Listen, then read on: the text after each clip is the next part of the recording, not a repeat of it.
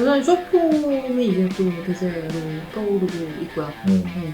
인스타그램도 최근에 릴스라고 쇼폼, 유튜브도 비슷한 걸 지금 베타 테스트 하고 있는 걸로 라이브 커머스가 활성화할 걸로 보여지고 있고요.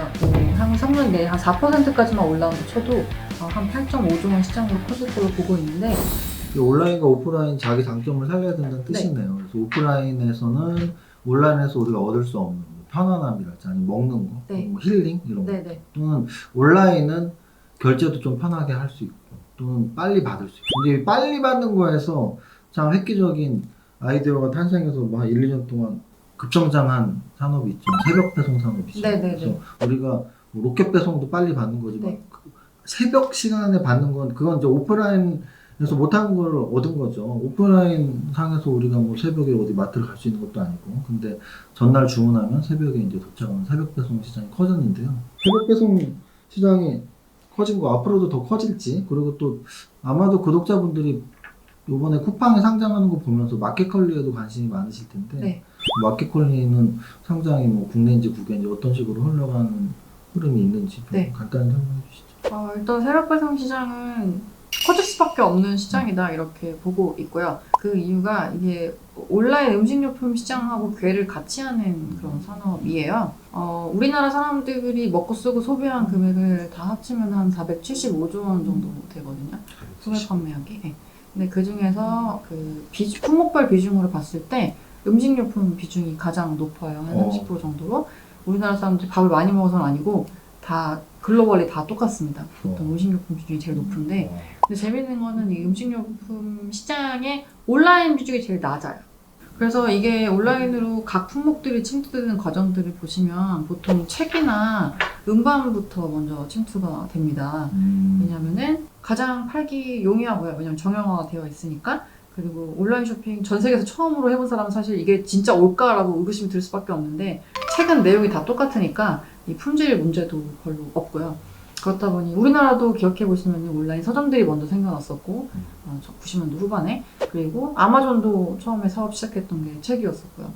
그 다음에 되는 게 조금 더 복잡한 전자기기 정형화 되어 있지만 품목이 조금 더 많고 그리고 각 예를 들어 카메라 하면은 모델이 여러 가지 있고 이런 식으로 그래서 저희도 기억하시겠지만 용산의 아저씨 분들이 힘들어지신 게 90년대 후반부터 해서 2000년 초반까지 한창 그때 DC 인사이드 뭐 이런 커뮤니티 생겨나면서 정보도 교환되고 온라인으로 침투가 되기 시작했던 저 그 당시 진짜 기억나는 게 하나 있는데 제 친한 후배가 집에 빨리 가야 된대요. 왜 그랬더니 노트북이 온다 그랬어. 그 당시에 그래서 정말 제가 깜짝 놀랐어. 야 너는 100만 원도 넘는 노트북을 어떻게 그런 거를 받을 수 있어? 그랬더니 이 친구가 때가 똑같은 건데 요즘 다 이렇게 근데 제 그때 기준으로는 야 저 비싼 그 고장나서 오면 어떡하라고 저거 어떻게 사지 그랬었는데 요즘은 아무나 다 뭐 노트북이고 뭐고 다 사잖아요. 그래서 참 정말 시대가 바뀐 것 같아요. 딱 말씀하신 그러한 게 옷도 그랬었거든요. 2006년도 막 이때 G마켓 했을 때 그때만 해도 와 누가 어떻게 옷을 안 입어보고 인터넷에서 사 입어보지도 않고 어떻게 사? 그때가 이제 그때였었는데 당시에 제 G마켓이 이효리 씨도 모델로 기용하면서 스타샵이라는 걸 런칭해가지고 이제 그쪽으로 패션 쪽으로 침투가 되기 시작했었고요. 그다음에 이제 가장 복잡한 게 이제 음식료품이에요. 이거는 아무리 뭐 100만 원 팔로워 가지고 있는 인플루언서라고 해도 콩나물 밭대기를 매입해가지고 콩나물 키워서 이걸 신선하게 배송하는 건 돈이 되게 많이 들기 때문에 대형마트가 강점을 가지고 있는 시장이고 근데 대형마트가 지금 아시겠지만 굉장히 어렵습니다. 이게 탑라인 매출 신장률이 뭐 1, 2%만 나와도 잘했다라고 박수치고 있는 상황이 온라인 말고 대형마트 전부.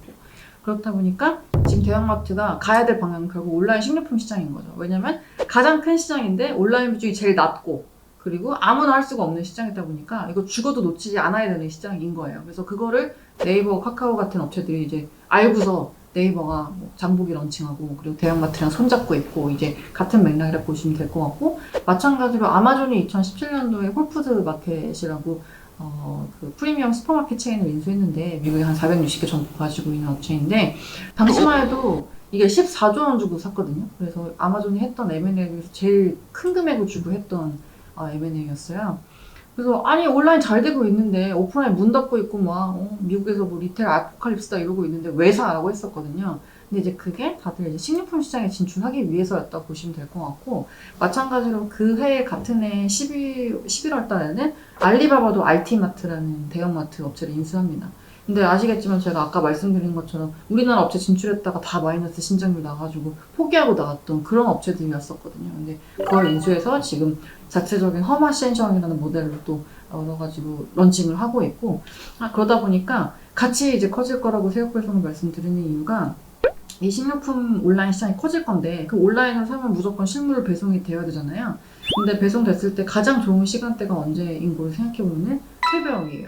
네, 왜냐면 식품은 바깥에 오래 있으면 상하니까 그렇죠. 사람이 무조건 집에 있을 때 배송이 되어야지 제가 받아서 넣어놓고 나올 수가 있는데 다들 자느라고 들어가 있는 시간이 새벽이다 보니까 그때 배송되어야지 제일 좋은 거죠. 그렇죠. 네. 또는 술 먹고 새벽에 들어가면서 가져갈 수도 있고 어쨌든 새벽에는 하여간 들어가면서 가져가든 자다가 나와서 그쵸. 가져가든 가져갈 수밖에 없죠. 그쵸, 그쵸, 낮에는 그쵸. 집에 없지만. 그렇죠. 네. 그래서 같이 커질 수밖에 없는 시장이고 이제 그렇기 때문에 지금 그 새벽 배송도 그렇고 온라인 배송도 그렇고 물류센터의 중요성이 굉장히 부각이 많이 되고 있어요. 네. 물류센터 되게 많이 필요하고 그렇다 보니까 최근에 뭐 수도권에 있는 물류센터 캡레이트, 그러니까 수익률이 뭐 강화문에 있는 A급 빌딩에 준할 정도라고 얘기를 하고 있다 보니까 다들 많이 구하려고 하는데 그래서 앞서 제가 그 오프라인이 잘할 수 있는 것 중에 하나로 더 말씀드리려고 했던 게 오프라인은 이미 되게 목이 좋은데 점포를 가지고 있잖아요. 그렇죠. 예, 그 점포들을 물류센터로 바꿀 수 있는 그런 포텐셜이 있다 보니까 그런 모습들이 최근에 좀 나타나고 있다 이렇게 보시면 되겠고 사실 컬리는 상장을 하면 좋은데 해야 되고요. 왜냐면 롯데쇼핑이나 이마트, 신세계는 사실 이 서비스가 필요 없어요. 자체적으로 할 수 있는 거기 때문에. 그래서 제가 봤을 때 그들이 사주는 거는 쉽지는 않을 것 같고요. 또 몸집도 많이 커졌기 때문에 금액적으로도 어려울 거고. 그래서 뭐 기존에 투자를 하신 분들이 엑시트를 하려면은 상장하는 게 가장 좋은 방법일 것 같고. 그리고 특히나 새벽 배송이라고 해서 제가 다른 나라도 비슷한 그런 사례들이 있는지 이제 궁금해서 검색해보면은 전 딜리버리라고 해가지고 뭐 온라인 배송에 막 엄청난 최첨단 케이스 스터디로 한국이 나왔거든요. 그래서 네 어떻게 보면 우리나라 이제 국토의 이점을 좀 잘 살리는 그런 배송 형태이기도 하지만은 어쨌든 굉장히 글로벌리 봤을 때 그런 최첨단으로 뭐 평가받고 있는 만큼 무리 없이 진행되었으면 좋겠다. 저도 굉장히 바람 가지고 있습니다. 아마도 뭐 국민성까지 말하긴 뭐하지만 우리나라 사람들의 그런 빨리빨리 성격이 네. 이런 빠른 배송 네. 또 배달 음식도 빠른 배달 네. 뭐 이런 게 굉장히 발전을 많이 한 게 아닐까 그런 그쵸. 생각도 들어요. 네. 우리 빨리 받으면 너무 좋아하니까 그죠. 오래 네. 걸리고 막 욕하고 왜 이렇게 맞아요. 안 와? 막 이러면서 맞아요. 그게 산업을 발전시키는 게 아닌가 생각이 들고요. 네. 이 책을 보면 제가 아까도 말씀드렸지만 저는 이제 이 목차를 보면서 좀 저자님의 생각을 읽는데 이거는 딱 파트 1, 파트 2, 파트 3가 명확하게 과거, 현재, 미래이신 것 같아요. 네네. 그래서 파트 1은 유통업의 이제 과거 이야기, 그리고 이제 파트 2에서는 현재 이야기를 쓰신 것 같고, 파트 3에 이제 앞으로 우리 어떻게 될 것 같아 이런 내용들. 근데 이제 여기서 제일 앞에 나온 게 무인 점포. 그래서 무인 점포가 지금 당연히 시작이 이미 됐지만 네네. 점점 상상해보면 이게 어디까지 갈까? 지금 네. 강남역 근처에는 사실은 커피나 이런 거는 캐쇼가 없는 데가 워낙 많아졌고요. 그리고 당연히 햄버거 체인점들도 대부분 캐쇼 없어요. 그래서 지금 이게 이렇게 가다가는 정말 뭐 마트, 대형 마트 이런 데도 요즘 대부분 또 없어지는 추세고 어디까지 갈 것 같아요? 백화점에도 이제 나중에 막 사람이 없어질 수도 있고 그럴까요?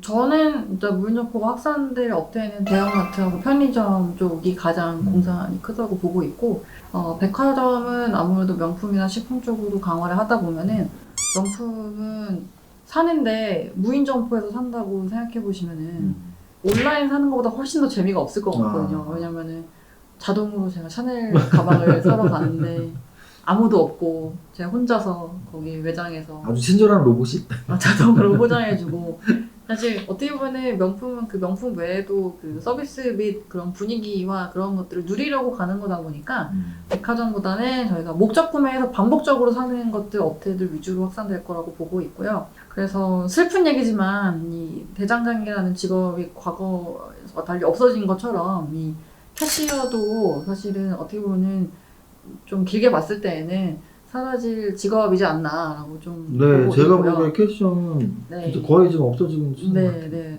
그래서 지금은 사실 캐셔분들이 하시는 거를 고객이 대신하고 있는 수준의 단계에 머물러 있지만 이제는 천장에 비전 카메라가 달려서 제가 눈으로 이 생수는 500ml짜리고 500ml짜리는 얼마다 라고 인지를 제가 뇌에서 하는 것처럼 마찬가지로 그 카메라들이 그런 기능들을 지금 하고 있거든요. 다만 문제는 그 카메라가 너무 비싸서 점포가 넓을 때 거기에 다 달아야 되는데 수십 개 달아야 되는데 그런 것들을 편의점 업체들은 이제 편의점 점포들은 이 점포를 운영하는 주체가 점주님이시다 보니까 소상공인이시고 그렇다 보니 이제 비용 문제가 있어가지고 아직까지 확산이 좀 덜 되고 있는 상황이고요. 그 비싼 카메라를 만드는 제조업체를 사야겠네요. 그런 업체들이 그렇죠. 그래서 뭐 아직 이제 그런 카메라들 때문에 최근에 또 확산되고 있는 것 중에 하나가 스마트 카트거든요. 스마트 카트. 네, 카트를 바로 결제할 수 있게 바코드 인식이라든지 뭐 이런 것들 또 RFID 태그 달아가지고 하는 방식들도 있고요. 왜냐면 또 이 점포들 카메라 달려면은 다 가림막 치고 공사해야 되는데 카트는 그냥 카트만 도입하면 되고 그리고 또 손님이 뭐 점포가 뭐 30평인데 거기 카메라 다 달아놨는데 손님이 많이 없으면은 고정비가 더 많이 들어가니까 근데 손님에 따라서 유동적으로 카트는 뭐 100대를 늘렸다가 10대를 줄였다가 할 수가 있다 보니까요. 그런 업체들도 최근에 좀 떠오르고 있습니다. 네. 스마트 카트. 네, 스마트 카트. 그리고 또 하나는 뭐 풀필먼트는 아까 네네. 말씀 제가 네네네. 질문 드렸고 네. 이제 인플루언서 커머스도 원래 기존에 있었던 거지만 네네. 지금 계속 발전하고 있죠. 네네. 근데 이제 저는 인플루언서가 사실은 이제 플랫폼의 변화라고 보는데 네. 거의 예전에는 뭐 블로그 마케팅, 네네. 그다음에 이제 뭐 카페 마케팅, 또는 뭐 페이스북, 인스타, 최근에 유튜브까지 이렇게 계속 진화했잖아요. 지금 현재는 유튜브 마케팅이 대세인가요? 요즘 숏폼이 이제 또 대세로 떠오르고 있고요. 네. 뭐 틱톡 같이. 예. 그래서 최근에 보시면은 넷플릭스에서 집계한 데이터인데 2019년도에 그 이어보기를 사용한 횟수가 전년 대비 20% 가까이 늘었대요. 그만큼 사람들이 끊어보고 있는 거. 그렇죠. 네, 그렇죠. 짧게 끊어보고 있는 거다 보니까 저희 D세대에는 확실히 숏폼 쪽으로 많이 몰리고 있는 상황이고요. 그래서 인스타그램도 최근에 릴스라고 숏폼 기능을 런칭을 했고 유튜브도 비슷한 걸 지금 베타 테스트하고 있는 걸로 알고 있습니다. 그래서 이런 식으로 확장을 하면 아무래도 그 안에서 나타나는 커머스 형태가 여러 가지가 있을 텐데 근데 아시겠지만 여기 다음 지불도 있지만 라이브 커머스가 활성화할 걸로 보여지고 있고요. 홈쇼핑 요새 혹시 보세요? 사실 저는 이제 TV를 VOD로 그냥 재방송 위주로 봐서 광고나 뭐 홈쇼핑 거의 그렇죠. 요새 전체적으로 전 세계적으로 지금 TV 시청 시간이 줄어들고 있고요. 우리나라도 마찬가지고. 근데 라이브 커머스는 핸드폰만 있으면은 바로 송출도 가능하고 SO들한테 LG 플러스나 이런 데다 송출수를 줄 필요도 없고 그리고 뭐 값비싼 연봉 받는 쇼호스트가 해야 되는 것도 아니고 그냥 저 같은 일반인들이 켜가지고 판매를 할 수도 있는 거고. 라이브 커머스가 제일 활성화되고 마켓시어가 높은 데가 네이버 커머스인가요? 일단 지금은 활발하게 하고 있고 시장 규모가 아직 전체 이커머스 대비해서 비중이 얼마 안 돼서 작년에 우리나라 이커머스 시장 규모 161조 원이었었는데 그중에 라이브 커머스 시장이 한 3조 원 정도로 추정이 되고 있거든요. 그래서 조금 시간은 걸릴 건데 근데 중국 같은 경우가 작년에 라이브 커머스 시장만 170조 원이었어요. 그래서 전체 이커머스 대비해서는 비중이 한 8.8% 정도였거든요. 그러니까 우리나라도 한 3년 내에 한 4%까지만 올라온다 쳐도 한 8.5조 원 시장으로 커질 걸로 보고 있는데 2019년도에 홈쇼핑 업체들의 이 거래액을 다 합치면 한 12조 원 정도였었거든요. 그러니까 꽤 많은 수준을 라이브 커머스가 대체할 것이다 이렇게 정도. 홈쇼핑은 매출이 줄고 라이브 커머스 홈쇼핑이 작년에는 코로나 때문에 좋아졌었는데 사실 그 전까지는 TV 쇼핑 같은 경우는 좀 지지부진하게 성장을 했다 보니까 뭐 낮은 한 달에서 정도 성장을 해왔거든요. 그래서 저도 라이브 커머스 네이버 라이브 커머스를 몇 번 봤는데 이게 이제 뭐 채널의 차이, 뭐 이렇게 홈쇼핑은 TV에서 보고 네이버는 폰으로 보고 그 차이도 있지만 이 공간의 차이가 되게 재밌더라고요. 그러니까 무슨 뜻이냐면 보통 TV 홈쇼핑은 그냥 정해진 스튜디오에서 제한된 공간에서 하는데 라이브 커머스는 뭐 시장에서도 하고 뭐 이렇게 밖에서 야외에서 많이 하시던데 그런 생동감은 또 확실히 다르더라고요. 맞아요. 그게 또 장점일 것 같기도 하고. 어쨌든 그래도 미래 유통에서는 뭐 이런 무인 또는 풀필먼트, 인플루언서, 라이브 커머스 뭐 이런 말씀을 책에 써주셨습니다. 그리고 마지막 질문이 될 것 같은데요. 이제 뭐 책 내용은 사실은 책은 원고에 의해서 쓴 거니까 실시간은 아니잖아요. 네네. 그래서 이제 실시간으로 지금 유통업이 현재 시점에서 어떻게 되고 있는지 또는 앞으로 어떻게 될 건지 우리 두 가지 정도 질문하고 싶은데 하나는 뭐 유통업에서 지금 현재 가장 큰 이슈는 주식 투자에서 뭘 알면 될까요? 어떤 이슈? 보복 소비. 네. 보복 소비. 네. 그러면 결국은 코로나 백신에 의해서 뭐 미국이나 이스라엘, 유럽들 이런 나라에서 보복 소비가 강하게 나오는 것처럼 우리나라도 이제 얼마 남지 않은 거죠. 조금씩 나오고 있습니다. 네. 그럼 어떤 쪽으로 가장 많이 올까요? 우리가 오프라인 뭐 매출이 늘어난다는 뜻인가요? 온라인은 기존에도 계속 소비를 하고 있었어요. 네네, 맞습니다. 그래서 실제로 그 소비자 심리지수가 3월달에 기준선 100 위로 코로나 이후에 처음으로 올라왔고요. 그리고 이번 5월달에도 이제 발표를 했습니다만은 또 코로나 이후에 지금 최고치 수준까지 회복을 한 상태고, 그래서 백화점들이 뭐 1분기 실적 보셨겠지만은 되게 좋아요. 그래서 그동안에 사실 명품이나 가전 같은 것들이 성장을 이끌어왔던 거는 계속 아는 내용들이었는데, 최근에 달라진 건 의류 쪽에서 회복이 좀 나타나기 시작을 했거든요. 네, 그래서 2월 중순부터 해서 3월 달에는 완연한 회복을 보였었고, 그렇다 보니까 그러니까 지금 가계 흑자율이 사상 최고치 정도거든요. 근데 이게 30% 넘어갔던 때가 2003년에 통계를 작성을 시작한 이후에 5번밖에 없었는데 그 중에 4번이 지난해 1, 2, 3, 4분기 때 발생했어요.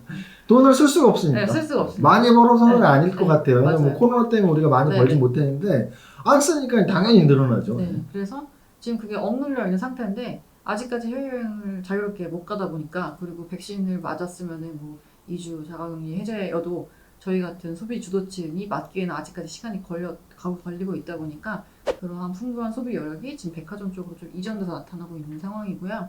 그래서 연결돼서 말씀드리면 작년에 이제 코로나가 가장 극심했던 게 사실은 3월 중하순부터였었기 때문에 코로나 영향을 오롯이 받았던 분기가 2분기거든요. 4, 5, 6월달. 그래서 당시 백화점 업체들의 실적도 영업이익을 보시면은 8, 90%씩 감소했었고요. 전년 동기 대비해서. 신세계는 적자 전환했었거든요. 그래서 기저가 굉장히 깊은 상황이에요. 그래서 이런 것과 맞물려서 백화점 쪽은 실적이 지속적으로 좋을 것으로 보고 있어서 지금 탑픽은 저희 현대백화점 말씀을 드리고 있고, 근데 현대백화점 사실 저희가 작년 말부터 좀 좋다고 계속 말씀드렸었어요. 저연대 영향도 있나요? 저현대도 지금 목표 대비 한 170% 정도 매출 기준으로 달성한 걸로 4월달 누계 기준으로 저희가 추정을 하고 있고요. 더현대가 아무래도 신규 점포다 보니까 적자가 날 수밖에 없는데, 근데 그거를 지난해 오픈했던 그 교회형 아울렛 점포들이 작년에 그 6월달에 오픈하고 한 11월달에 오픈했었거든요. 그래서 그 점포들이 올해는 온기로 반영되다 보니까 연간 전체로 반영되다 보니까 그 점포들 내는 흑자가 충분히 적자를 메꾸고 남은 수준으로 저희가 보고 있습니다. 그래서 뭐 더현도 마찬가지고 면세점도 지금 회복을 보여주고 있고요. 그래서 현대백화점은 지속적으로 말씀드려왔는데, 근데 이제 많이 올라가지고 조금 부담스럽다 하시는 분들 편의점도 저희 같이 말씀드리고 있어요. 왜냐면 유동인구 회복이랑 같이 맞물려서 움직이는 업체다 보니까 편의점도 2, 3분기 또 성수기거든요. 최성수기. 그래서 편의점도 관심 종목으로 같이. 편의점 같은 GS? GS 리테일이 이 7월에 합병 이슈 때문에 조금 아직까지 전략을 구체적으로 나오기 전까지는 약간은 지지부진할 것 같고, 또 특히나 그 최근에 뭐 남염 이슈 이런 것도 있었다 보니까 약간은 반등하기는 좀 시간이 걸리지 않을까 이렇게 전망을 하고 있습니다. 이게 이 보복 소비, 우리나라 국민들의 보복 소비도 있지만 이제 해외여행이 이제 또 좀 오고 하면 면세점 어떻게? 네, 근데 사실 면세점 하고 있는 업체가 현대백화점이랑 신세계 둘 다 하고 있기 때문에 예, 그 수에도 같이 본다고 보시면 되고요. 호텔 신라는 저희가 커버리지 하시는 분이 따로 계셔가지고 예, 제가 여기서 말씀드리기는 조금 어렵습니다. 알겠습니다.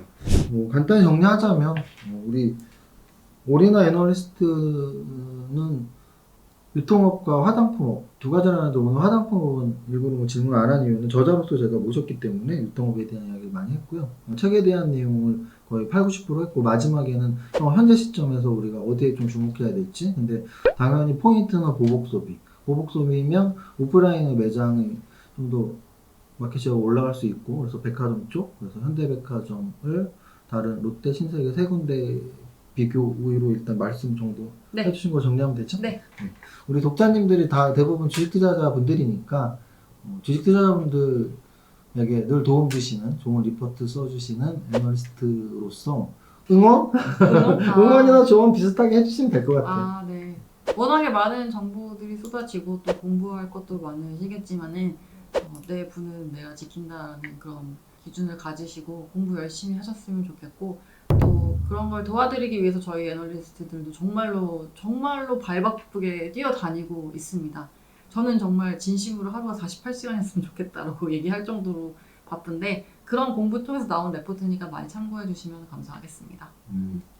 너무 좋은 마무리네요. 왜냐면 제가 강연할 때 진짜 많이 말씀드리는데요. 리포트를 안 보는 그냥 좀 바보 같은 짓이에요. 왜냐면 오늘 이 영상 보시면 아시겠죠. 이렇게 유능하신 분이 굉장히 많은 시간 투입해서 리포트 쓴 거를 안 볼 필요 없죠. 유통 관련 주식을 살 때는 당연히 유통업 리포트를 보시면 되고, 반도체 관련주 주식을 살 때는 반도체 관련주 리포트를 보시면 되니까 애널리스트 분들의 리포트를 많이 참고해 주시고, 특히 우리 오리나 애널리스트는 유튜브도 하고 있다는 거. 여기까지 하면 우리 유통위기안을 쓰신 오리나 저자님과 함께했습니다. 감사합니다. 네, 감사합니다.